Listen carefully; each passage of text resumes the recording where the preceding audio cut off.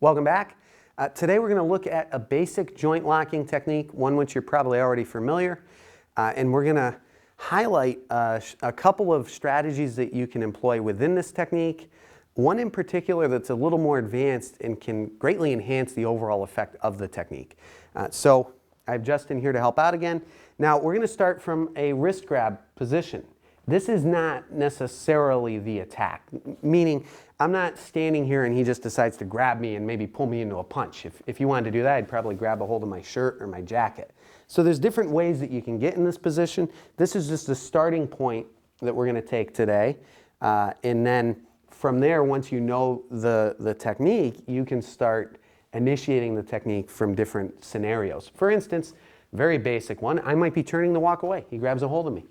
What if I throw a punch and he traps as a result of responding to the pain, responding to the impact, just instinctively?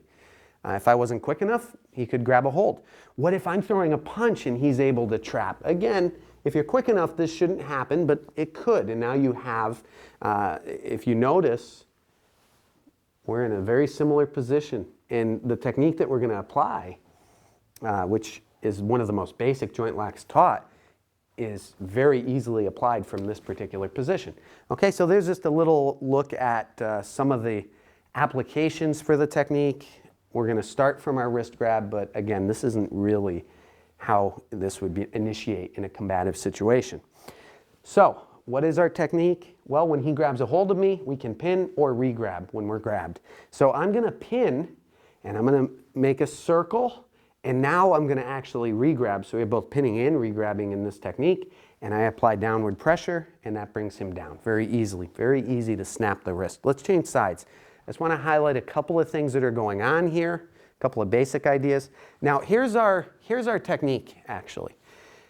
We're creating this angle, and now I'm pressing in, and I'm twisting this way. Now, off of a grab, we could apply this technique as well. And so to replicate that angle in the application I just showed you, I'm not just going to pin, circle, and push down, but what I'm going to do simultaneously is I'm going to be pressing in this way to enhance the effect, much the same way that I can press in if I have a hold of his hand from a different position. Now, if you've seen some of our other videos on Chin Na, on joint locking techniques, there's two keywords that we emphasize when applying a lock. And those keywords are bend and twist. So here we're bending and then we're applying downward pressure. But if you want to enhance this a little bit more, instead of just pressing down, I can grab a hold and I can twist. So we have all of that working together. I'm pressing in, I have the forearm, I'm twisting, and I'm applying that downward pressure. Now we're going to change back because we're going to look at one additional strategy that you can apply within this lock. And this is a strategy you can apply within many of your locks. And that's spiraling. Now the purpose of this, see, if I apply direct force to Justin, he can apply direct resistance. So if I push on him, he can push back. If I pull, he can pull back.